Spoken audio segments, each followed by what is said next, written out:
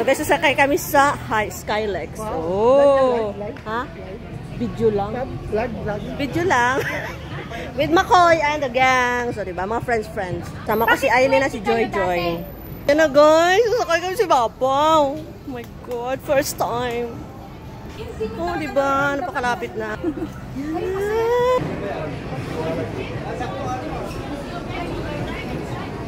Yan ang pila. Yan na guys. So, doon sila sa itaas. So, this is it, Mansit, guys. Ito na the moment of truth. So, andito na naman tayo sa isang adventure. So, anyway, matagal ko na itong gustong itry ang Sky Helix. Kaso lang wala talagang time at kailangan talaga pag pumunta ka dito, sasadyain mo talaga kasi medyo malayo. Tapos, siyempre, ang budget, o diba? At siyempre, alangan naman ako na lang pupunta ng isa, parang hindi naman ako mag-enjoy, diba? So, ito na nga. Habang kami nagpipila, ayan, pinapanood namin yung nauna sa amin, paano sila papunta ng inihila pataas. So, ayan. So, habang inihila sila pataas, yung mayroon nag-instruction sa amin kung anong dapat gawin pagdating doon. So, ayan. And then after that, it takes a 15 to 20 minutes sa taas ka. At siguro, i-show sa inyo kung anong andon or ganito, ganito. So, syempre, hintay lang kami sa ilalim. At in fairness, ng time na yun, paggabi na talaga. At saka sabi naman nila mas maganda daw pag ganitong oras kasi makikita mo yung mga lights. So, sa pila pa lang guys, ang dami na talagang pumipila.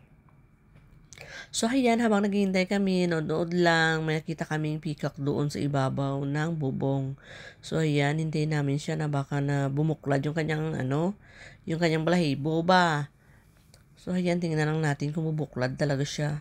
At mga panahon ng yun, nung mga panahon yan, ang ingay talaga ng mga ibon kasi siyempre sa palibot na ng forest. Ayan, di ba? At saka medyo mainit ng time na yun. Pero siyempre, ang purpose is mag-enjoy, di ba? So, it was a great experience din na matry mo yung mga dito, mga tourist spot, di ba?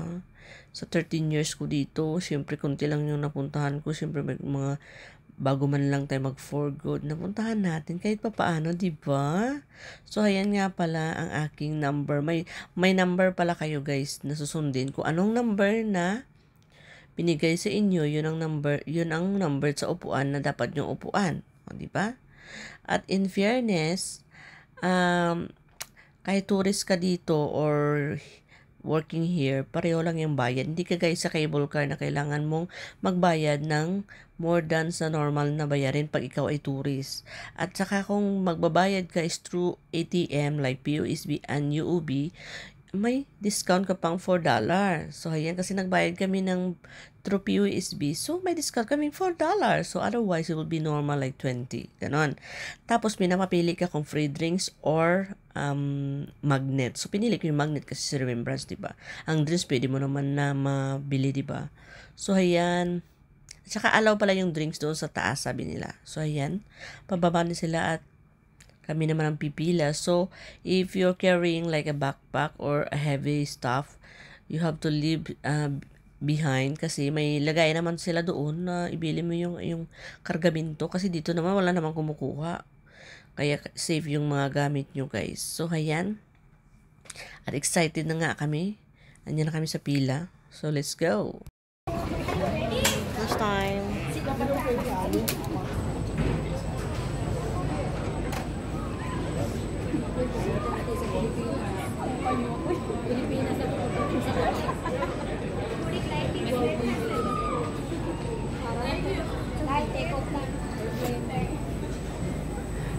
Ay, slowly lang naman pala. Hindi naman yung ganun gawin. Okay, so as we're heading up, you'll notice actually the gondola is rotating anti-clockwise. So as to give you a 360 view of the entire island, as well as the city over here. Ay, wow.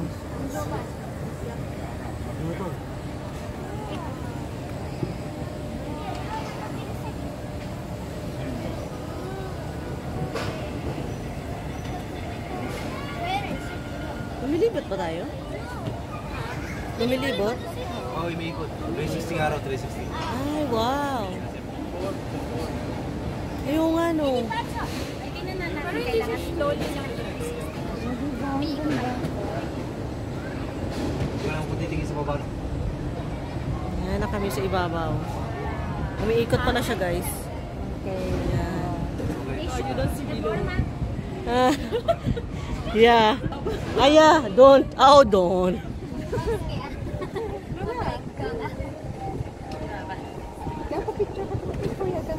Huh? 5 meters above ground level, which is approximately 12 stories high. Alright, so if anyone here is any fear of heights, I recommend not to get down. Right? However, if you don't have a fear of heights, you can go down and see how high we really are. It's kind of it. Right? So, videos around.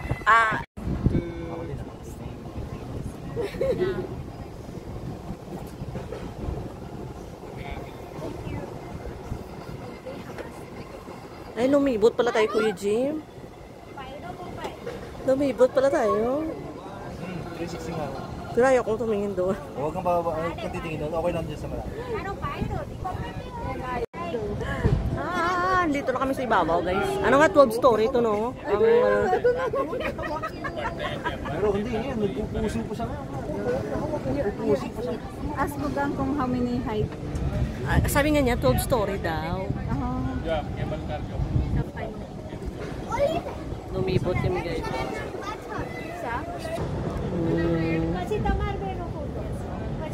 Ba, lumilibot. Isa pa. 1, 2, 3. May pang heart pa, oh. Oh. Ayan. Feeling virgin, kaya nga.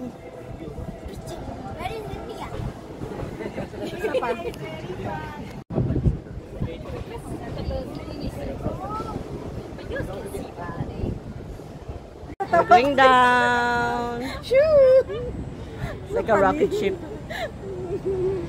I need you. Katawa ko sa Ay, wow. Bababa na tayo. Parang easy lang pag bumaba. easy lang. Bababa na kami, guys.